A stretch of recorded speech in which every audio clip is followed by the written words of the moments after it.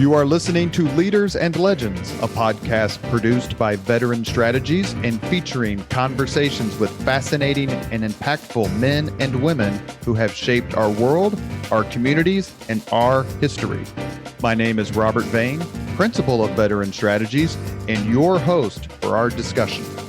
You are listening to Leaders and Legends, a podcast presented by Veteran Strategies, a local veteran public relations enterprise, and sponsored by Girl Scouts of Central Indiana, Garmond Construction, Leaders and Legends LLC, the Grand Hall and Conference Center at Historic Union Station, the McGinley's Golden Ace Inn, and McAllister Machinery, your friendly neighborhood Caterpillar dealer.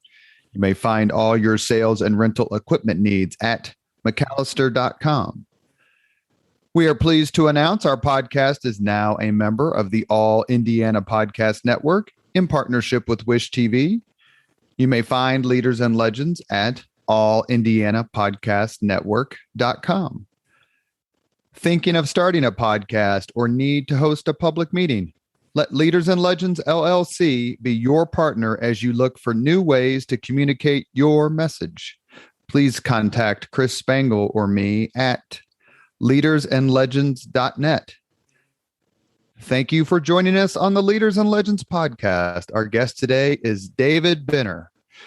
David's been involved in journalism for most of his career, but he took a bit of a break a few years ago, more than 25 years ago, and has served as Director of Media Relations for the Indiana Pacers, in which role he serves as primary contact between the media and the team.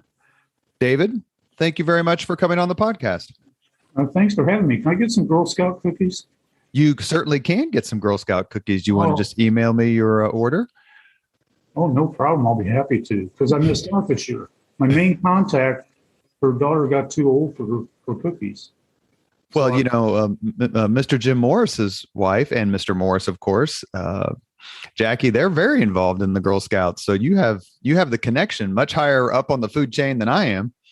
No, you're going to be my connection. Congratulations. Well, thank you so much for spending some time with us today. We've had your brother Bill on a few times in various roles, and I've been trying to get you on for a long time because of your career. You've done so many cool things. You've witnessed so many amazing things, and we're grateful for your time. Oh, well, thank you. I'm glad to be here. You are Hoosier born and bred. Correct. How much you went to Center Grove High School, I believe. Is that correct? Yep. And where did you go to college? Indiana. And you graduated from IU in? The 78, 79, something like that. I can't even remember anymore. I'm old. You got to remember that. I'm old. I forget things. Just ask my wife. We're going to ask you about the incredibly sharp PR maven, as we know her, Ms. Jankowski, and how she's been helpful to you because she's one of the best in the business, incredibly respected. But what was it like? The reason I asked you about where you went to college and when you graduated was because you were there for the 76 undefeated team. IU went 32-0. What was it like being on campus for that experience? Well, let's see. What can I say and what can't I say? It was a tremendous experience. There's no question about that. And to be part of as a student and a fan of seems like a once in a lifetime feat of going undefeated, winning the national championship and that type of thing. I did end up in the fountain that night at one point. And it was, I lived in Right Quad in the dorm, and we all sat around and like we had 3 different rooms. The 3rd floor of Right Quad, and watched the game. And then when we won, of course, everybody adjourned to the streets and started celebrating. It was a great moment. And I, like my brother, I look forward to the day that IU football can accomplish the same thing, and I may go back to Bloomington and jump in the fountain again. Well, they've got the coach for it, that's for sure. Finally, after years of searching, we've had Fred Glass on. He's talked a little bit about IU athletics. And the other thing that I wanted to ask you about, a few questions actually. Were you there when they were filming Breaking Away? Yeah. What year did they film that? Once again, you got to hit my memory button. 77, 78, I think is when the movie came out. Yeah. And actually, our dorm in Wright Quad, Nichols House, had a really good bicycle team, and did a great job in the little 500. I think they finished in the top 10, which is pretty good. And the popularity of the race back then, because I haven't been in such a long time, was like huge because they filled the old 10th Street Stadium. And then, they filmed Breaking Away, and to go watch that movie and to have been in the stands and be part of the little 500 and that type of thing, that movie hit so home. And to this day, if it pops up on a channel, I'll try to watch at least a little bit of it. Was it an accurate representation of the life you remember at IU? Yeah. There wasn't a renegade team like the Cutters, which I think later came into vogue. But at the same time, it was like there were underdog teams there. Our team was an underdog because the fraternities always had the best bike teams, and it was always a uphill battle for dorm teams. There was another dorm team in Wright Quad, Dodd's House. They had a very good bicycle team as well. So aside from, it's like how accurate was Hoosiers? Well, Hoosiers was, fairly accurate and caught all the meaningful points. Same thing with Breaking Away. It's like any movie that tries to copy reality. There's going to be some things that are missing. And there's going to be some things that you go, okay, they took cinema liberty. Mm-hmm. But it doesn't matter because anybody who's ever been to the little 500 or went to IU and is part of it, it's basically, there's parts of it you go, yeah, I remember something like that. I remember this. I remember that. So I would give it probably a B+ on the accuracy scale. Did you decide to go to IU partly based on what Bill had to say, like, it's a beautiful campus, you can have so much fun? And no, or was it something you just kind of decided on your own based on what you wanted to do for a living? Journalism. And while I was there, I worked at the Daily Student, and I covered football with Lee Corso. I covered Indiana soccer with Jerry Yeagley, swimming and diving with Doc Councilman and Holy Billingsley, men's gymnastics, intramural sports. But you look back on things in your life and you realize that I got to be around Doc Councilman and Jerry Yeagley and Hobie Billingsley. I mean, they're all legends in their respective sports. And now you look at Lee Corso, who was somewhat of a showman, and now today he's like the ultimate showman on ESPN on Saturdays on college football. And so you look back on those relationships and you go, that was a pretty good college gig for me. I'm trying to picture or remember a photo. Did IU win the national championship in swimming, in soccer, and in basketball, men's basketball, all the same year? I thought there's a picture with Yeagley and Councilman and Knight with their trophies. Doc didn't win it when I covered them. Yeagley won his first when I covered the soccer. So, I got to cover the IU soccer team when they played in the national championship game in Philadelphia at Franklin Field, of all places. In a snow, not a snowstorm, but snowing. Mm-hmm. A fairly open air press box. They tried to keep it closed, but they couldn't keep the cold out. So I'm sitting there trying to, monitor the game and write about the game, and my fingers were just freezing. And that prepared me for later when I covered Notre Dame. And they had the old press box then, and you went up there, and if it was a cold day, you basically worked with your coat on. Is that a story you retold when media members complain about what's going on at the field house, and you say, well, let me tell you one story? It's interesting that you bring that up, because whenever a media member complains about their seating or almost anything, I have two replies. One, I covered high school basketball for the Star for a little bit. I would go and cover the sectional or the city tournament or the county tournament. You know how they have those pull-out portable bleachers? Yes, sir. Well, the students would stomp their feet on the bleachers, and the press table was like in the middle, and you're trying to, and I was, back then, I was very meticulous in keeping track of the game, the type of shot, the time that the shot occurred, these types of stuff. I was trying to do the right thing and try to do that with those, bleachers bouncing underneath you, and it was kind of crazy. And then I also covered a high school football game at Monrovia. And, I don't know how much time we got, but I'll try to make this as brief as possible. I wrote my story on a little portable typewriter where we had computers and even fax machines, I think. So I go into, and I ended up parking in this field adjacent to the main football field. So I write my story, dictate it back to the office, and I'm going to drive back to the office and then go over the story and resubmit it for the city edition.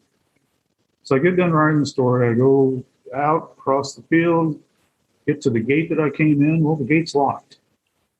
And I see there's one vehicle in the parking area, and it's mine. I'm trying to figure out, how do I do this? So I end up climbing a fence, having my little portable typewriter in a case, tossing it over the fence, breaking it.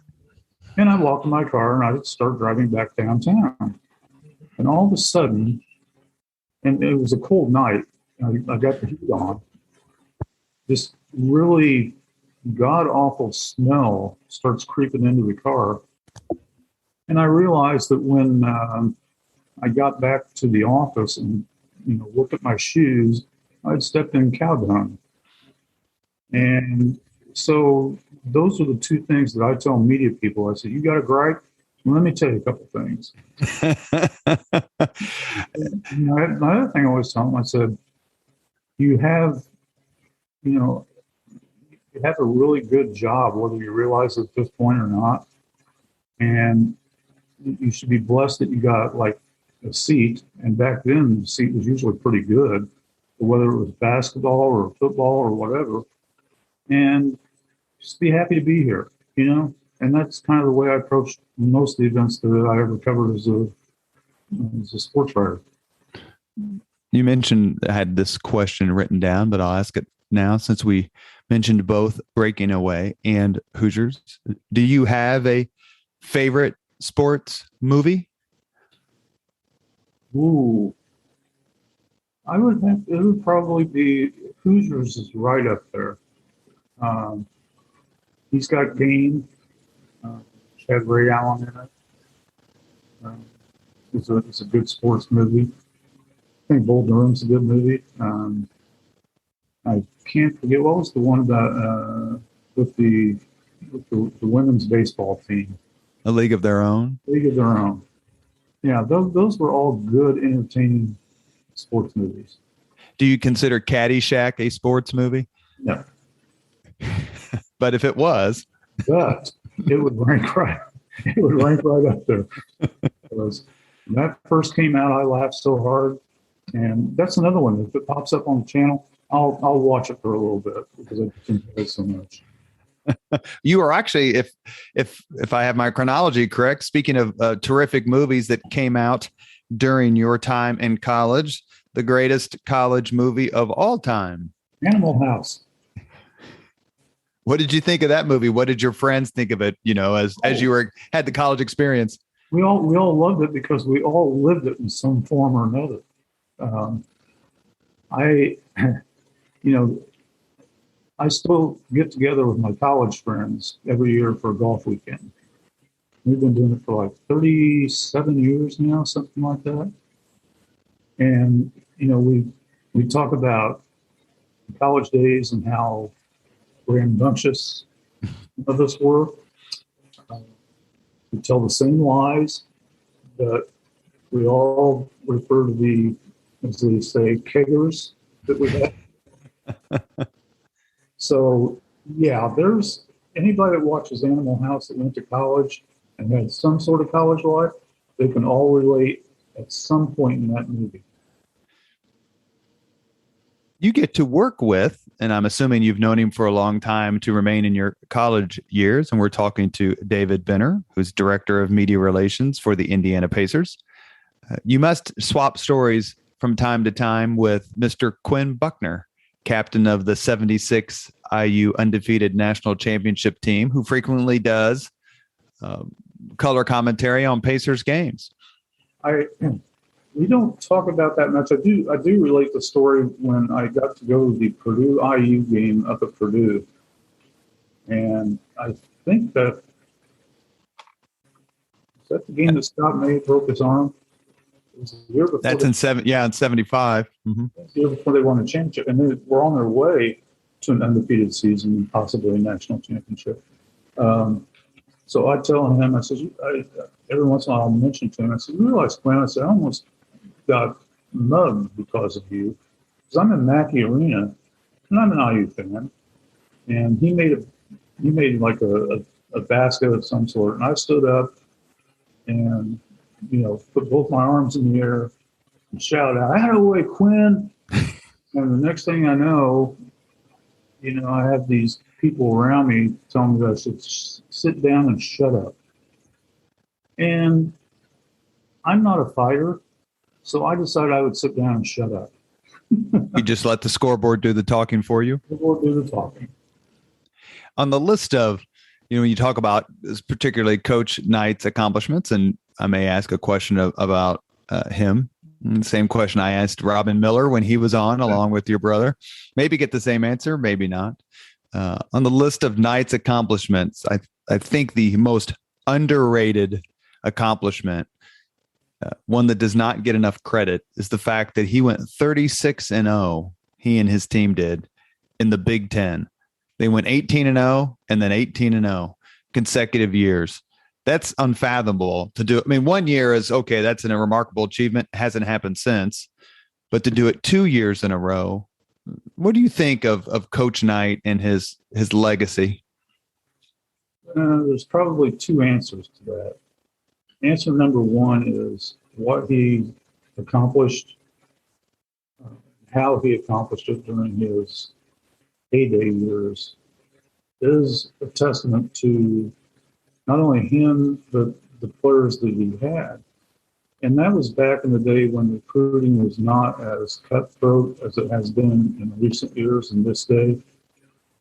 And he could basically go out and get guys because of who he was and the record that they had. You didn't have one and dones back then. You just had a lot of, I want to say, freedom to pick and choose your players. Mm-hmm. It's a competition rather than freedom. So having said that, yeah, what he accomplished, and under any era, what he did accomplish was remarkable. As, I got on in later life and different stories, including my last year at the Star. Before I went to the Pacers, I covered Notre Dame football in the fall and Indiana basketball in the winter. So I dealt with Lou Holtz, who was like one of the most accessible guys you ever wanted to come across, and a great coach. And then I covered Bob Knight. And that year that I covered him was Damon Bailey's senior year.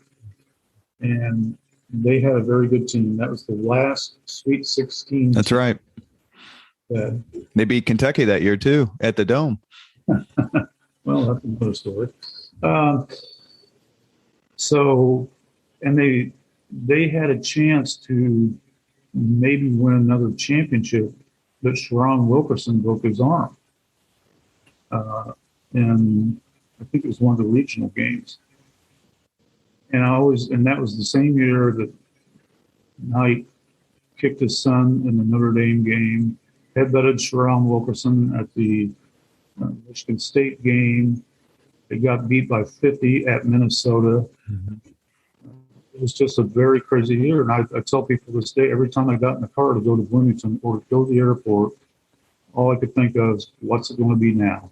What's going to be the next thing that hit? And he didn't talk to the media until February. At all? He talked to them after they beat Kentucky. But he didn't talk to the media until February. So, you said you had a story about that game, the IU-Kentucky game? Well, just the fact that it's part of a list, real quickly. In 4 weeks in succession, I covered the so-called game of the century, Notre Dame and Florida State. Florida State was number one. Notre Dame beat them at Notre Dame. Then the next week, Boston College came in to play Notre Dame. Got beat on a last-second field goal, in which that last drive, a Notre Dame linebacker who shall remain nameless had an interception in his gut and dropped it. I won't say his name either. Why I can remember that, I don't know. But the third week was the IU-Kentucky game at the Dome. And obviously, in Kentucky, here's the thing. Florida State was number one. Then Notre Dame became number one. Boston College beat them. Indiana played Kentucky. Kentucky, I believe, was number one. I think that's right. Indiana beat them. So the fourth week of that, Indiana comes to Butler. And Butler upsets Indiana. I don't know what Indiana was ranked, but it doesn't matter. But to see 4 games like that in succession was just like, the sports writer's dream. And am I correct in remembering that the team that beat IU in the first game of the regionals after the Sweet 16, didn't they lose to Boston College in that tournament? Bill Curley was the center. Isn't that right? Yeah.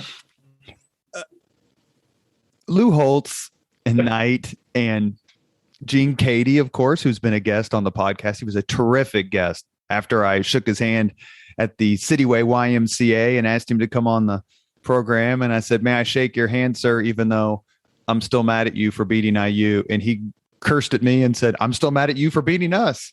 I didn't do anything, but what an incredible man. But you covered sports, and we'll get back to how your career started, but staying on this messaging arc, you covered sports where there was Larry Brown, where there were some real dinosaurs. And I say that as a compliment. Those old time coaches who grew up and came to maturity in the 50s and 60s and 70s. How were they kind of as a collective group? Easy to deal with, hard to deal with, short-tempered? Lou was great to deal with. He would come in on Tuesdays, and Notre Dame would bring in a player, and you got to interview the player. And then Lou would get up on the podium and basically answer questions for 45 minutes every Tuesday. And he was entertaining. Matter of fact, then you go to Knight, and like I said, access was very, very difficult. I kept trying for Greg Elkin. Week after, is there any chance I could sit down and talk to Coach Knight? And I talked to Coach Knight. And he eventually gave way, in February. Larry Brown. Larry Brown was great. I mean, to this day, I love that guy. He was different, and he was the guy. And let me tell you something: all three are great coaches. And but Larry would, if a player had a good game, Larry fell in love with him. If a player had a bad game, Larry wanted to trade him the next day. And, Donnie Walsh tells the story all the time about how Larry would come in every day in the office. We got to trade this guy. We got to trade this guy. And Larry and Donnie would say, okay, Larry, I'll see what I can do. And then once Larry left, Donnie just brushed it off and would forget about it because Larry would move on to the next guy the next day. Bad practice. Larry wanted to trade him. So a couple things along those lines. Night, I got to watch a practice once, and I got to watch the Holtz practice. The amazing thing about those two guys is something would happen, and they would stop play, and they would go back to like 3 possessions later and recall where every guy was and who made mistakes. The fact that they could like zone in on what was happening in the moment, and then 10 minutes had passed, they would go back and recite everything that would happen, just blew you away. Moving on to Larry, my favorite Larry's, well, I got 2 favorite Larry stories. We played the Clippers out in LA. We won the game. And back then, Larry wanted to talk to the team before we'd take guys out for post-game interviews. So I'm standing outside the locker room, and this guy comes up, and he's got a baseball cap on, and he walks right past the security people and starts going in the locker room. I said, hey, excuse me for a minute. You can't go in yet. Larry's still talking to the team. And you were working for the Pacers at the time? The Pacers at the time. And he said, well, I'm a good friend of Larry's. And I go, and you are? And he goes, Billy Crystal. I went, oh, hang on a minute, Mr. Crystal. Who's a huge Knicks fan, as I recall, is he not? Huge Clippers fan. Billy Crystal's a huge Clippers fan? Oh, yeah. Yeah. Isn't he New York born and bred? Like he is, but he's out in LA making movies and stuff. And, to be honest, the guy's really short. I didn't know who he was. I've seen his movies, and he's got a ball cap on. How do I know? So he's trying to be inconspicuous, but he expects you to recognize him. He's trying to be, I'm sure out there everybody knows who he is, but I'm just some rube from Indiana who watches his movies, and he looks bigger on screen than he does in person. So it's an easy mistake to make. I apologize. But my second Larry story was his last year with the team. It's pretty much a foregone conclusion that he's done. He's not going to coach anymore, blah, blah, blah. So he calls me up on Saturday before our last game on Sunday afternoon. He says, hey, I'm going to hang it up tomorrow. You might want to get a press release together. I said, okay. I said, have you discussed this with Donnie? He goes, I haven't talked to Donnie about this. And I went, what? He goes, I will. I said, okay. So I prepare a press release. Donnie's out in Arizona covering the pre-draft camp back then. I go to the airport to meet Donnie when he gets off the plane. I've got the press release in his hand. I said, hey, just so you're aware, Larry's going to resign tomorrow. Here's the press release. And Donnie goes, oh, God, Donnie, typical Donnie. Oh, yeah, well, that's Larry. Donnie says to me, he'll change his mind by tomorrow. I go, well, I just want to let you know we're going to be prepared, blah, blah, blah. So we get to the press conference, post-game press conference. And of course, the first question says, Larry, there's a lot of speculation that you're going to, resign. What can you comment on that? And Larry goes, I don't know where that came from. I've only discussed it with 3 people, Donnie Walsh, my wife, and David Benner. And I'm like going, don't throw me under the bus. Well, because they always assume the PR person is the leaker, and we're never the leaker. Yeah. And I was like, and by the way, he had told 2 writers, one of them, my brother, prior that he was going to resign. So I'm sitting there going, well, it isn't just Donnie and your wife and me. It's been others. And God knows who else he told. But that was Larry. And he did not resign that day. He waited a couple of days before he did. So you are listening to Leaders and Legends, a podcast presented by Veteran Strategies, a local veteran public relations enterprise, and sponsored by Girl Scouts of Central Indiana, Garmond Construction, Leaders and Legends LLC, the Grand Hall and Conference Center at Historic Union Station, the McGinley's Golden Ace Inn, and McAllister Machinery, your friendly neighborhood Caterpillar dealer. Our guest today is David Benner, former Indianapolis Star journalist, and has been, for the past 25 years, Director of Media Relations for the Indiana Pacers. David, is there a particular Hoosier leader or legend you admire most? That's a good question. Probably, Donnie Walsh was ranked right up there. Larry Bird was ranked right up there. And I'd say, because I spent so many years around Donnie, and he was instrumental in my hiring, so I'd say he's probably number one. Larry's right up there. Those two I'd say stand out because they're both very unique individuals, and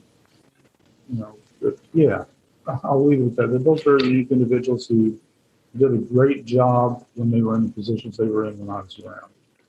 Through the intercession of his wonderful, wonderful daughter, Shannon, Donnie Walsh came on the podcast. He was such a terrific guest. It was such an honor to talk to him. Very engaging, still very New York, though. My family, part of my family is from New Jersey, so you kind of recognize it when you hear it. But he was very forthcoming. Is that kind of how he was as a boss? Very engaging, easy to work with in a pretty high pressure environment.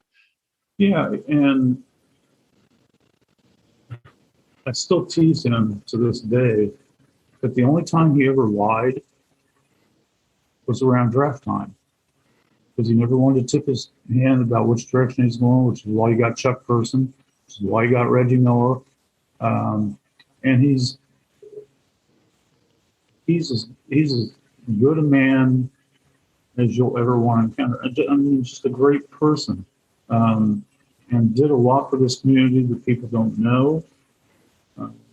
And look at the Pacers' track record when Donnie was in charge. He took a team that was going nowhere and ended up, I wish I had the sheet in front of me, but, we've made the playoffs like 20 out of 25 years or something like that.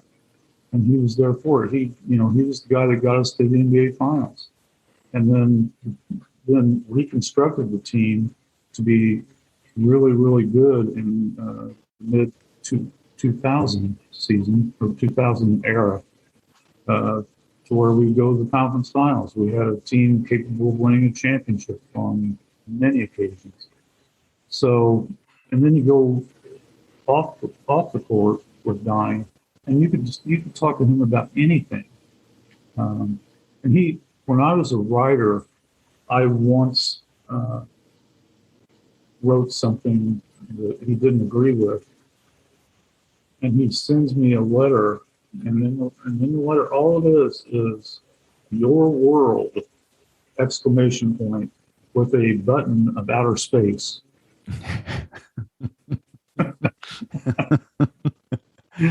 Donnie Walsh. Let's talk. We kind of pushed forward a little bit on various topics and kind of went to IU because I know how important that school is to you and your brother, obviously, and Jane Jankowski, obviously. So many people in Indiana just love Bloomington, love IU. But you very quickly started working, if that's the right term. I think it is, because you worked hard, probably didn't get paid or get paid very much, at the Indianapolis Star. Was that your... Go ahead. Did it for love. Did it for love. You and Jeff Smulyan and another podcast guest, by the way, and Bill Benner. Was that your goal? You wanted to write for the Star? Yes. Because, I started there as a copy boy when I was 17. I didn't know what I wanted to do when I grew up. Well, I still haven't grown up, but I sat around and dabbled at writing. I took 2 years of typing in high school. Little at the time did I realize how much that would influence my life, because all of a sudden I found a quick way to write and do things like that. So while working at the Star as a copy boy for could save money and go to school, I'd sit around, I'd write goofy little, satires, National Lampoon type things about people I knew in the sports department. And I also started on Friday nights covering high school football and basketball for the then Daily Journal. Now it's the Johnson County Daily Journal. And so that's how I kind of got a feel for it. And then a couple people encouraged me and said, "Hey, you've got a knack for this. You ought to look at it and pursue it." And so that led to me going to IU because the journalism school, and, the Daily Student was a very highly regarded college newspaper. So it made it kind of a natural transition. And while there, I built up, I wouldn't say a resume, but I built up a clip file of covering all the different sports that I covered. And, the Star, thankfully, John Banch, God bless him, hired me. And I was a desk person. And they would throw me an occasional going, go cover a high school game, go do this, go do that. And it became in my blood. And the thing I liked about it was different every day. Whether you were on the desk in the office working with Bill or Robin or whoever, or going out to cover something, it was different every day. And then, I tell people, I've said this many times, I haven't, except in high school when I baled hay and weighed sod, I've never had a real job. You came to the Star in 78, and one of the big events, huge event, probably second, I would say, obviously, the Indianapolis 500 was the biggest event, and that was wrapped up by Robin Miller, whose passing is very recent. I want to get your thoughts on him in a few minutes, but in 1978, the single class basketball tournament was such a gigantic happening, let alone an event. I know Mr. Bill Benner's thoughts on multi-class basketball. Would you like to weigh in on the difference between now and then? Yeah, I understand Bill's passion, and the 72, 73, or no, 71, 72 Center Grove team, I was the student manager because I basically sucked as a basketball. I sucked as an athlete. Those who can't do right. Let's just don't isolate it on one sport. I was bad at them all. But our team went to the Final Eight in the state. And we upset Richmond, that was ranked, I think, number 5 in the state at the time, on a last-second shot in Nickel Fieldhouse. We were the smallest school left in the Sweet 16. So I catch the dynamic of the single-class basketball that Bill is so passionate about. But I also think, had we had class basketball back then, we might have been a state champion. I mean, our team was that good. So I see both sides. I also see, somebody, not my brother, strangely enough, somebody said, well, I'll just give them participation ribbons and stuff like that. Well, a really small school in the state that makes it to the Class A state finals or, the Senate State or whatever, what that does for the community, I think, is often overlooked. And I think it's very important because I was part of the small school experience of having success in the state tournament. And it was like amazing. It was great. It was, to come back from losing to Connorsville, which went on to win the state that year, to come back to the gym and see the gym packed with all those fans, you don't, a lot of schools and a lot of young athletes don't get to experience that. So I get it.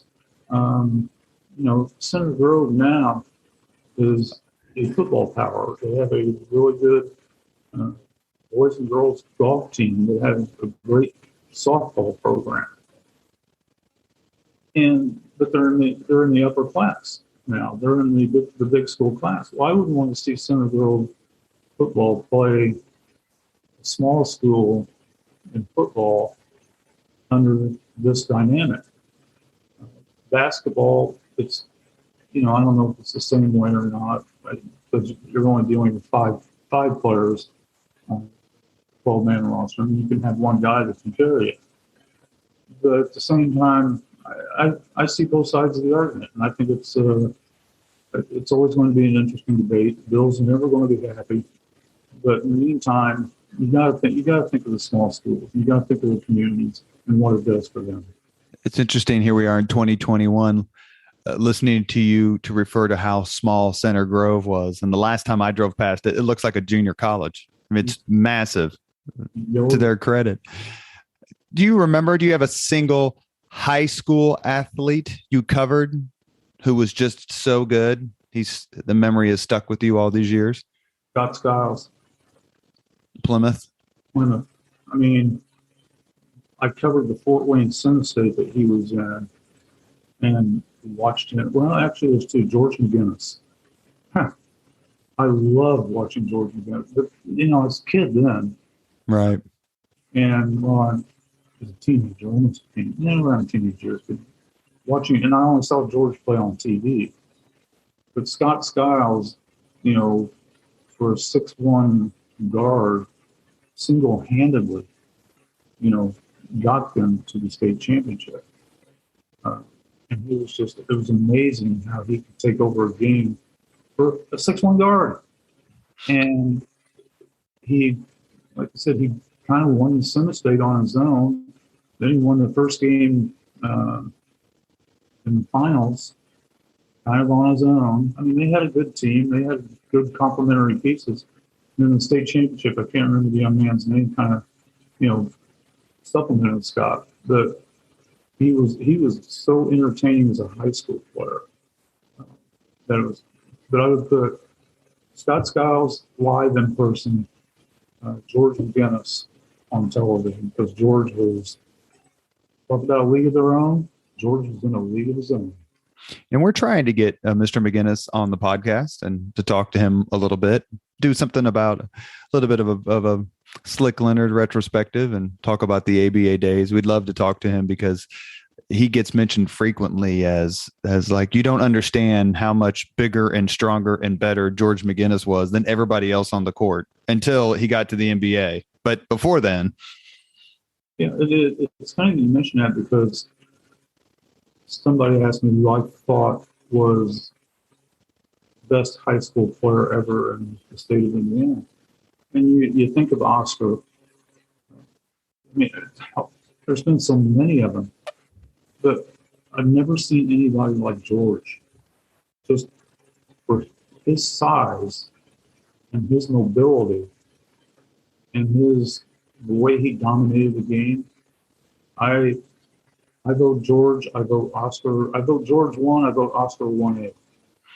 And all I've seen of Oscar, again, this is who you see. All I've seen of Oscar is like old film clips. Sure. As I mentioned a few minutes ago, you went to the Star, 1978. It was a few years after that the Hoosier Dome was built, and the Colts moved here from Baltimore.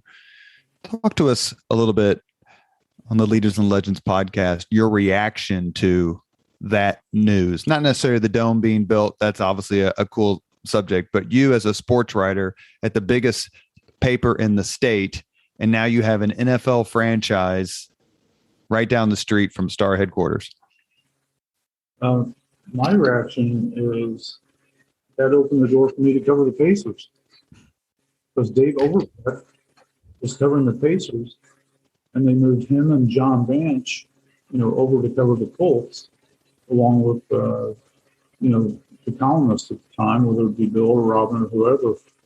So my reaction, the one thing is you grow up there and you hear all the remarks about Indian No Place, and it hits you hard.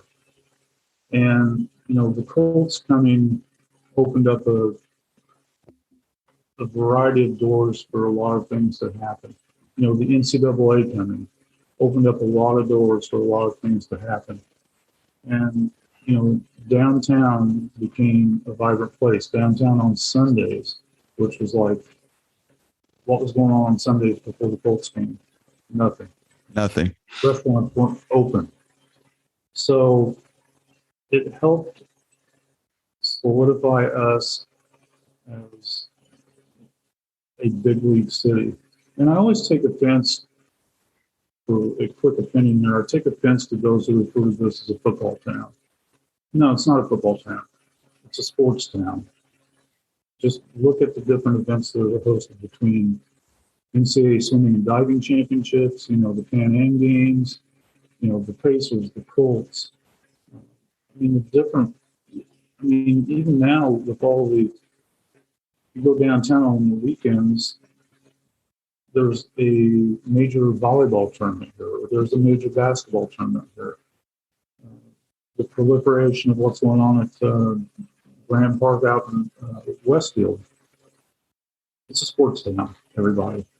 You could always say we've been a basketball state. Yeah, I think you can make that argument fairly easily. But we since have evolved in this particular area, we're a sports town. It's not a football town. It's not a basketball town. It's a sports town, which I think is great. 25 years ago, or let's say even before then, if I had said in 2012, Indianapolis would not only host a Super Bowl, but completely redefine for the NFL what it meant to host a Super Bowl, you would have said, if I just happened to make that statement in 1984. It'll never happen. I mean, you face the reality of it. When we worked at the Star and we would go to lunch at 7:30, 8 o'clock after we put the first edition away, there was the St. Fritz restaurant downtown. There just wasn't much for you to go do.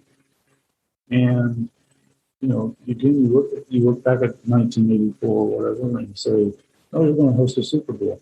I'm not going to host a Super Bowl. Super Bowl's in January or February. They ain't going to want to come here and freeze the nuts off. And, hey, we had the All-Star game here and we had freaking blizzard. The NBA All-Star game, we had that and we had a blizzard.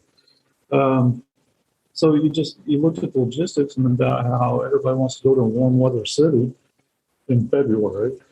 And no way. Let me append to that before we move on. If, let's say 20 years ago, 25 years ago, I would have said there is a national health crisis, worldwide, but a national health crisis so terrible and ubiquitous that the city of Indianapolis is going to host the entire NCAA tournament. You would have said? No way.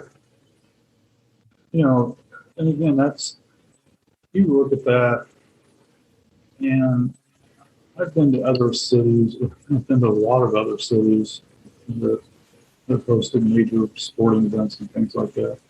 Who does it better? Who could pull that off? But again, back then, you're going, pandemic? They're going to host the NCAA tournament? No way. But guess what? They found a way. And they always do. You got a Super Bowl. You got a men's Final Four. You got a women's Final Four. We got swimming championships. We got Olympic trials. Yeah, we can do it. If there was a sporting event, any sporting event in history you wish you could have covered, or whether it's a team or in a particular game, which would you choose?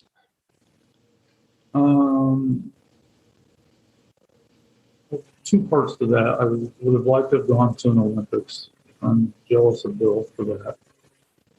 And I will say the best thing that I ever covered was the Olympic swimming trials. That were here? Yeah. Where they built a swimming pool in the field house?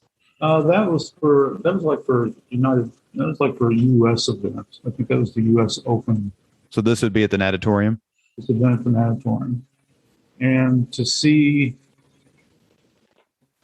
and it happens in track and field, and I'm sure it happens in other sports, but to see dreams crushed or fulfilled by 1/1000th of a second made it so unique. You know, these young athletes compete and train for 4 years with the ultimate goal. Your ultimate exposure is the Olympics for a sport like that.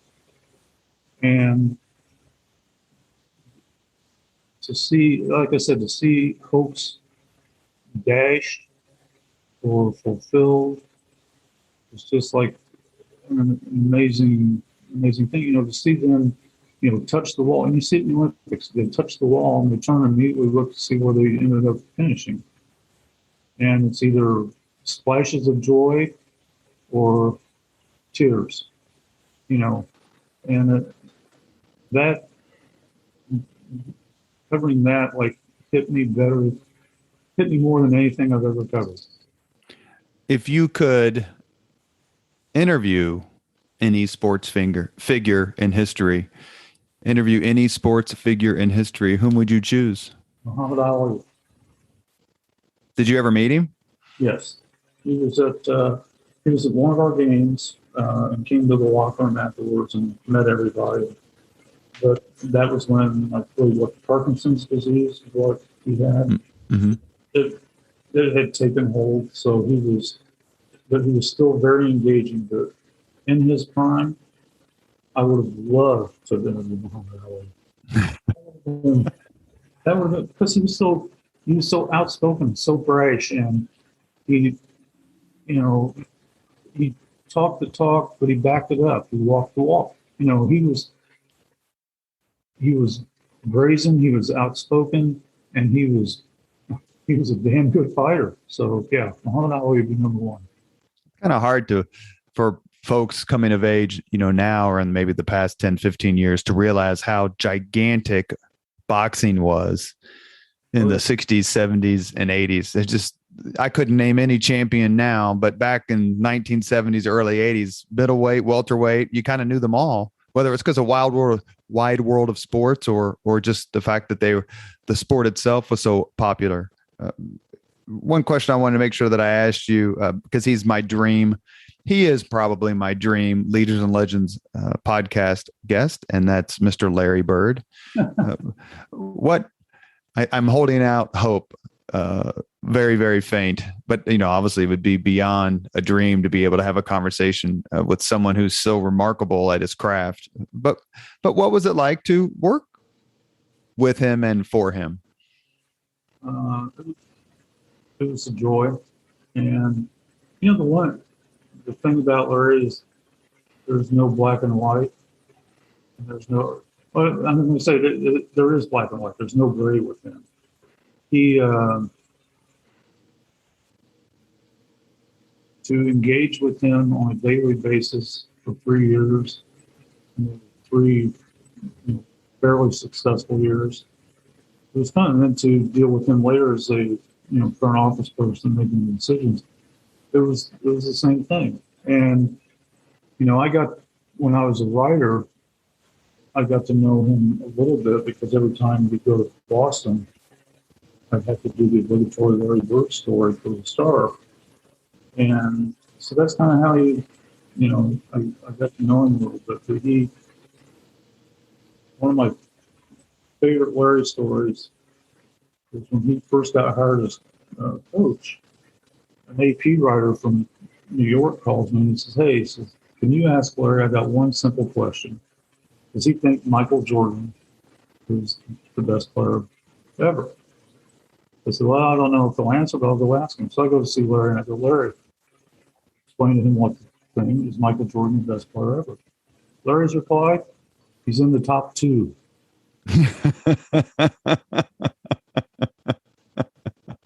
He didn't identify the other one?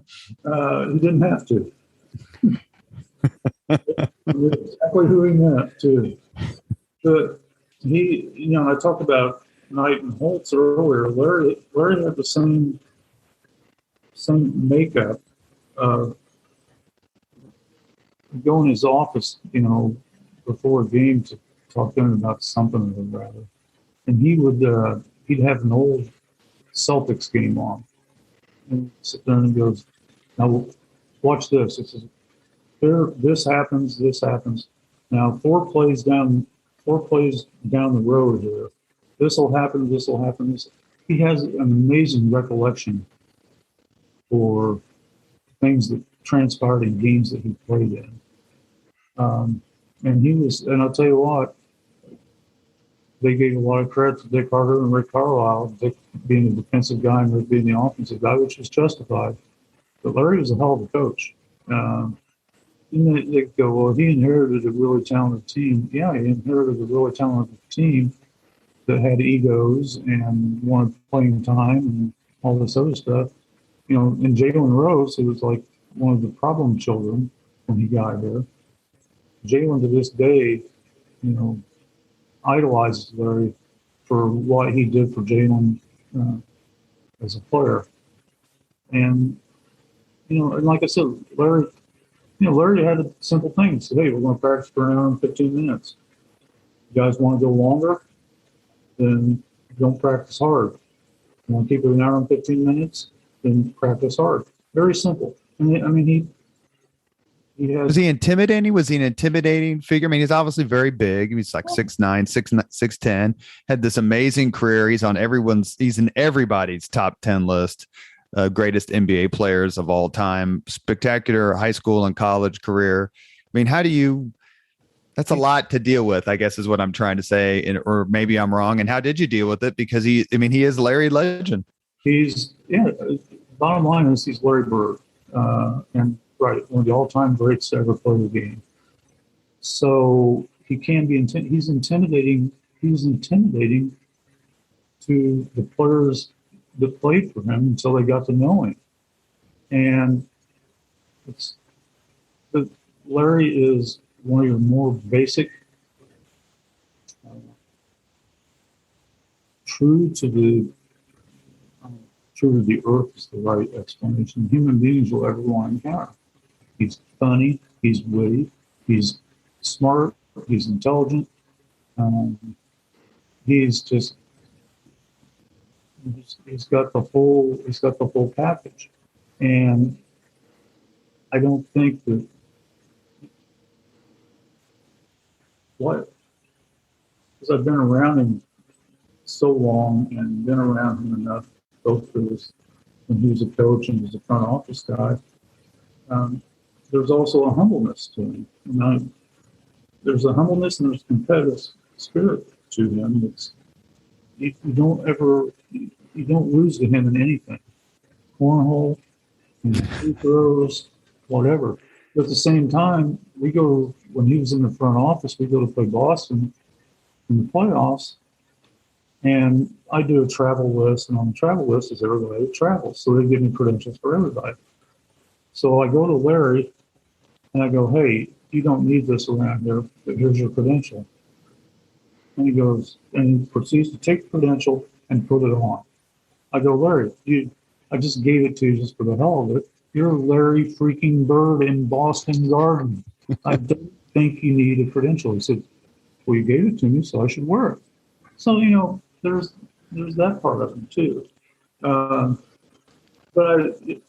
I still laugh at that, you walk through Boston Garden knowing like his numbers in the rafters, his pictures on the wall.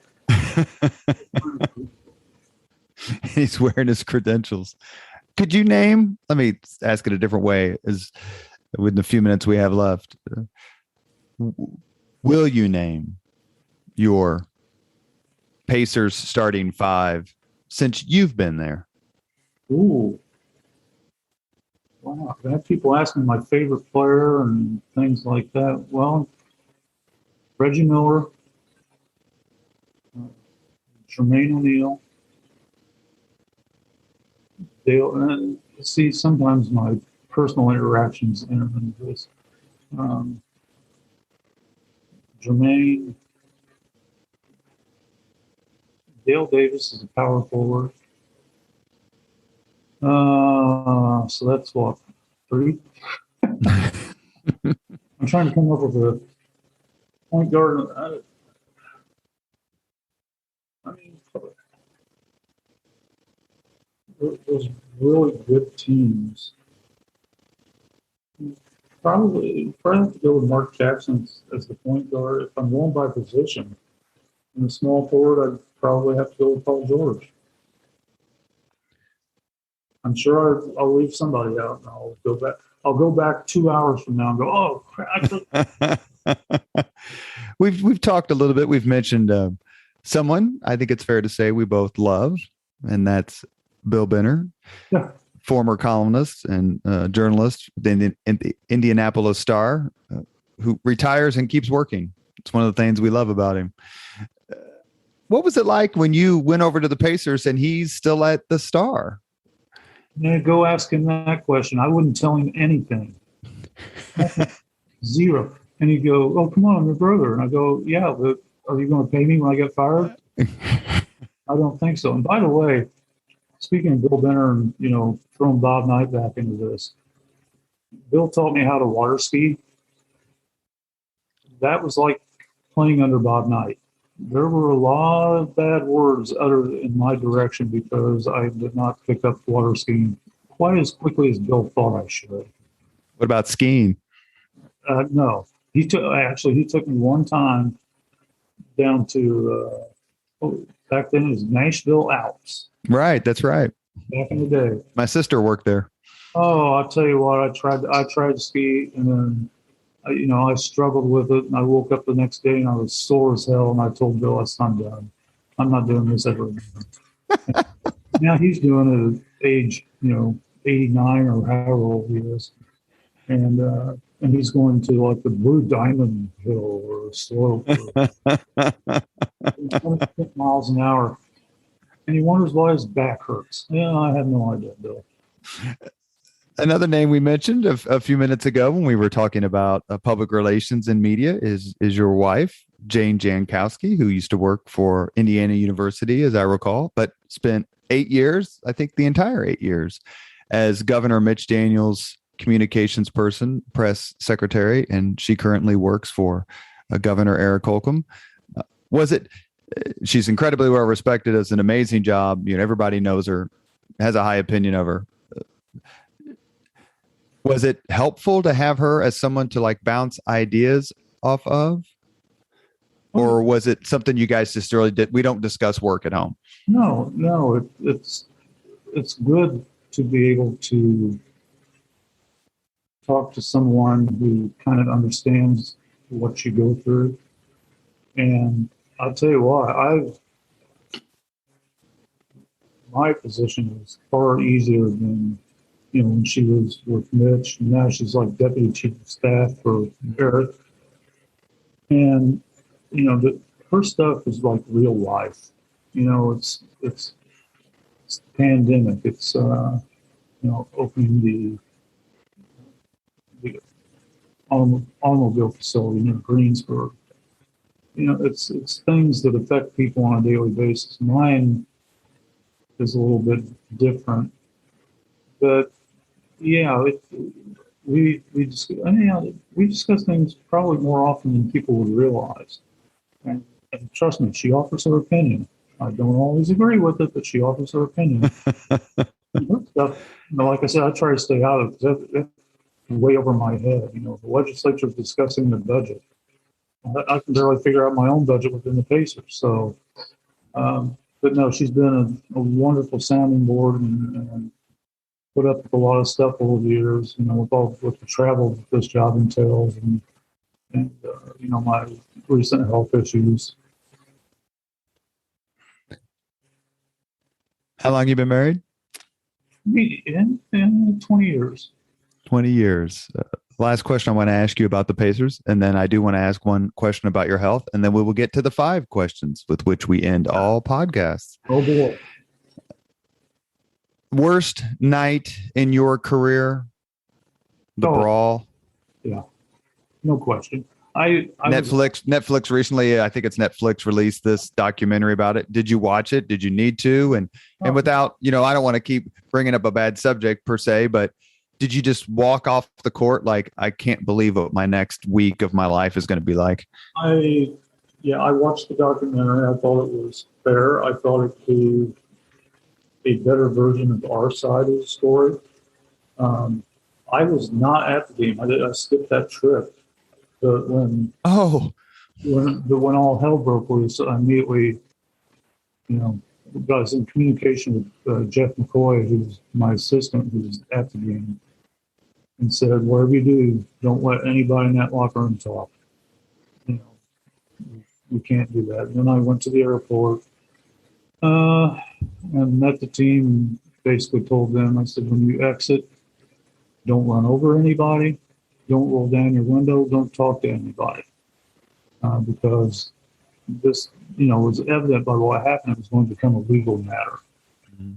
And you didn't need to have yourself quoted on television and, sent worldwide some ridiculous statement that you would utter. So just keep your mouth shut, keep your windows rolled up, and go home. Were you watching the game on television? Oh, yeah. Yeah. And, the funny thing was, we went out to dinner with another couple, and I kept glancing at the TV to see how the game was going at halftime, because he had a good first half. The halftime interview on ESPN was on our chest.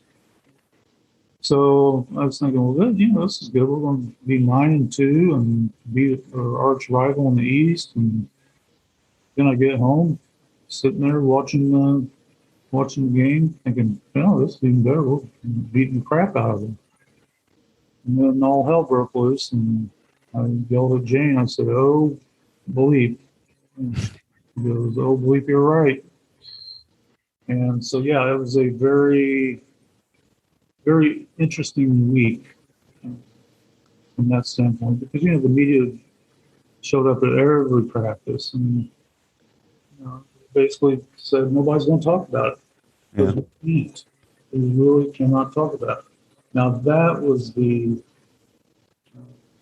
best or worst night, and real quickly, the best night as far as chaos was the Michael Jordan return game. My first year there. So, we had 24 hours notice to prepare for an NBA Finals game, basically. So you knew, actually, I have that question written down because I wanted to ask you about Reggie hitting the shot, the deep three in the playoffs against the Bulls, where everyone goes crazy and Bird acts like he's in a coma, which is that video is so fun to watch because just the reaction to Bird's non-reaction when Miller hits that deep three. But I watched the Jordan return game. So you got 24 hours notice and you have to keep it quiet, or does everybody know? We had 24 hours notice. We were practicing at Park 2 because there was a hockey game in Market Square Arena that night. And the game the next day was like at 12 noon. So the turnaround, like I said, from hockey on Saturday night to a nationally televised game that suddenly became credential-wise an NBA Finals game. And, about 14 hours left, getting the building ready was they had like 13 hours to do that. And I just remember telling guys that requested credentials, I said, "I'll get you a credential. I can't guarantee you a seat." And, the building crew did amazing job. And, I came home, slept 2 hours and went back to the arena. And I left at like 2 and got up at 4 and was down at the arena by 5. But it was great because we won the game. I was just going to say we won the game. Last question I want to ask you, and you alluded to it just a few minutes ago. You have been fighting ferociously and courageously a significant health issue for a few years now. Please tell the Leaders and Legends podcast audience how you're feeling, how you're doing. Right now, I'm doing okay. I got colon cancer in 2010. They removed part of my colon. Went pretty cancer-free for 7, 8 years. And then I think it was 18. I got sick again. I can't remember what the word is. Meticulated, Metastasized. yeah, there you go. I've been wondering what that damn word is. Benefit of an IPS education. Yeah, okay. So anyway, it did that to the fatty tissue of my stomach. So I've been off and on chemo for 3 years now. But it crops up at different times, and the oncologist says it's kind of be in your blood. It's going to be something you're going to have to face, and so I face it and I deal with it, and I'm taking chemo pills now. But the other thing is, not I don't want to sound too melodramatic, but our players on occasion, pre-pandemic, and I'm sure it'll resume once we get past that. But we go and visit Riley Children's Hospital, and you see those kids there, and you think to yourself, well, I've had a life, and I've had a good life. And then you take it, to when you go and you get infusions, or you go to the cancer center for whatever you have to go, and you see other people there that you just know that they're worse off than you, and you go, yeah, I can't complain.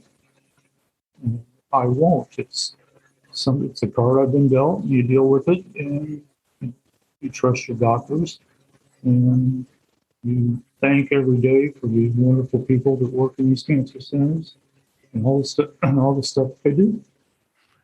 You recently, Indianapolis and the motorsports world, and your brother, I know they were very close. You lost your friend, Robin Miller. Give us just 5 to 10 words describing Robin Miller. Crass, profane, with a heart of gold, and a hell of a rider. We've reached the point in the Leaders and Legends podcast where we ask all of our guests the same question.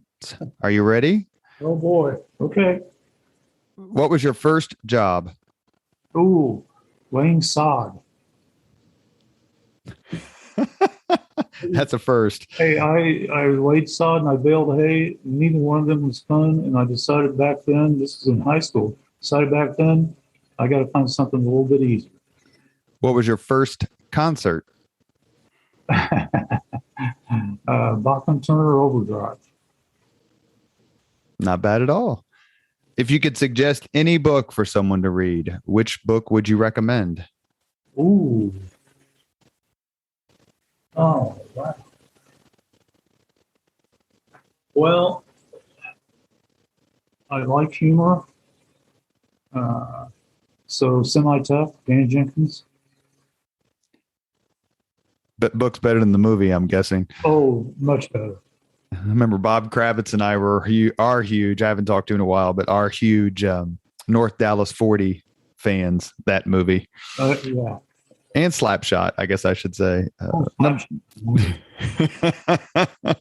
Number 4, if you could witness any event in history, be there in person as it happens, which event would you choose? See, that becomes an easy one. Olympics. You have a particular Olympic? No, any Olympics I think would be great to witness, just because you get to see so many. See, you single out one thing, that makes it hard. But when you say the Olympics, that means, I get to go see all these things. The last question. If you could have dinner with anyone living today, 2 hours off the record, whom would you choose? Oh.